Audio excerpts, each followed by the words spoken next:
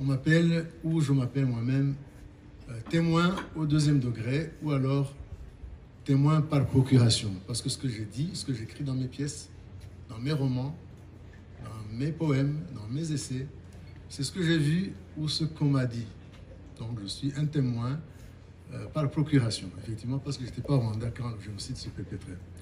Aujourd'hui, je vais vous déclamer un poème qui m'a été inspiré par ce que j'ai vu à Rome en 1994 quand je faisais mes études de sociologie à l'Université pontificale grégorienne. J'ai vu des enfants qui étaient recueillis par des familles italiennes et qui étaient emmenés dans un hôpital. Ces enfants avaient 2 ou 3 ans et ils appelaient maman. Ils croyaient qu'ils étaient encore au Rwanda alors qu'ils étaient en Italie.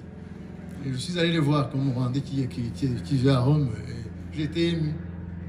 Et leurs cris m'ont inspiré un poème. Le premier poème que j'ai écrit sur le génocide, je l'ai écrit justement au sortir de cet hôpital. Il s'appelle Le film de l'horreur. Comme d'habitude, je ponctue mes poèmes par des refrains en Kinyarwanda. Et je demanderai à mes amis Jean-François et Jean-Philippe de commencer, de chanter avec moi. Moi, je chante, même si je ne suis pas chanteur.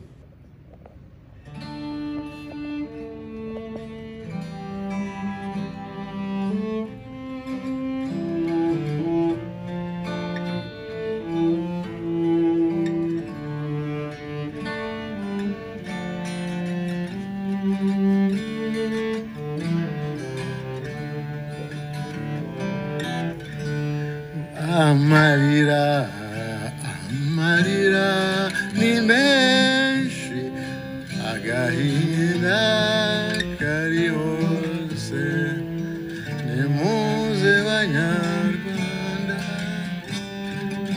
turwanye ubwo bugome. Le film de l'horreur s'est déroulé sous nos yeux. Nous l'avons regardé du début à la fin. Les âmes très sensibles se sont fort indignées et les tartuffes ont versé des larmes de crocodile. Nous avons été témoins de la cruauté incarnée. Nous avons vu l'horreur des nouveaux Auschwitz. Nous avons vu l'hécatombe de la fin du siècle. De nouveaux nazis ont fait l'apocalypse dans ce petit pays de l'Afrique centrale. Amarira, amarira, l'immense.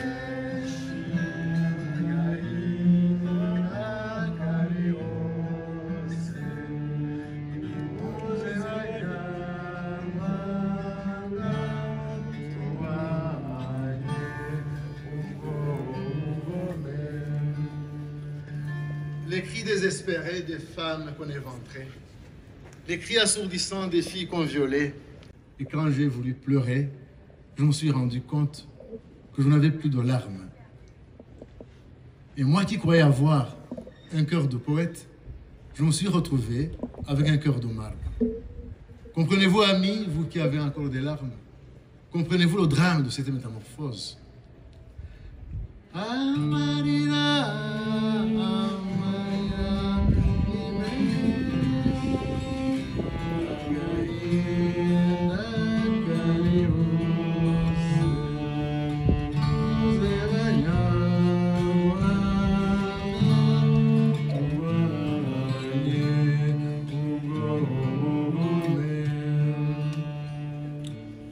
Le deuxième poème que je vais vous déclamer s'appelle « Essuie tes larmes et tiens-toi debout ». Et c'est en même temps le titre de la pièce que nous avons jouée en Belgique, à Bruxelles, dont nous l'avons jouée le 7 avril. Et c'est une pièce, Essuie tes larmes et tiens-toi debout, qui raconte, c'est vrai, les horreurs qui ont été perpétrées, qui ont été commises contre les Tutsis, mais aussi qui exprime l'espoir des lendemains meilleurs, la résilience du peuple rwandais. Je commence toujours par un petit refrain. More, more, mwana w'u Rwanda, iyakaremye niyikamena. More, more, mwene gihanga, Imana y'i Rwanda irakubona, irakubona, izanakubona. Essuie tes larmes et tiens-toi debout, toi qui as perdu tous les tiens et qui est maintenant comme une barque qui vogue seule sur la mer et qui va au gré du vent. Essuie tes larmes et tiens-toi debout, toi qui as maintenant le cœur lourd et qui tremble de froid quand le soleil brille. Il nous manquera beaucoup, c'est sûr, le sourire qui éclairait ton visage. More, more, mana, uwana, iakaremie, nikamena. More, more, nene gihanga, imana, iwana, irakubona, izana kubona. Essuie tes larmes et tiens-toi debout. Toi à qui on demande de sourire quand on sait pourtant très bien que tu as perdu toutes tes dents. Essuie tes larmes et tiens-toi debout. Toi à qui on demande de danser quand on sait pourtant très bien que tes bourreaux t'ont coupé les pieds. More, more,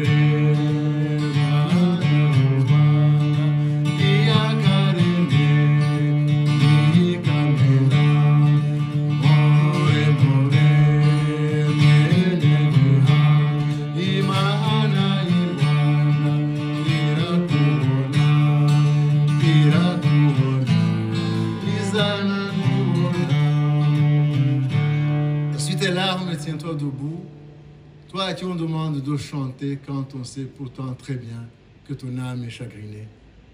Essuie tes larmes et tiens-toi debout, toi à qui on demande sans honte aucune d'admirer les beautés du lac quand on sait pourtant très bien que les vautours t'ont arraché les yeux. Essuie tes larmes et tiens-toi debout, toi à qui on demande d'oublier les tiens quand on sait pourtant très bien qu'il y hante tes jours, qu'il y hante tes nuits. Essuie tes larmes et tiens-toi debout.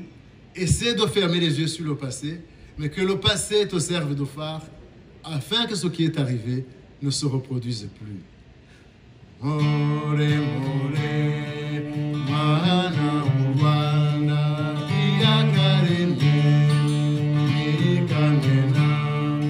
More, more, meneniha, imana, iwana, irakubona.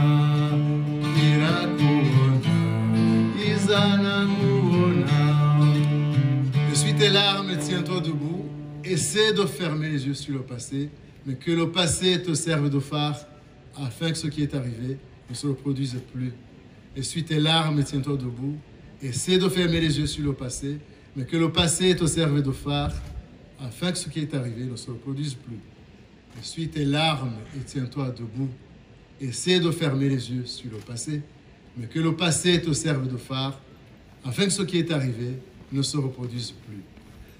More, more, mana, uwana, iakaremie, nikamena. More, more, nene gihanga, imana, iwana, irakuona, izana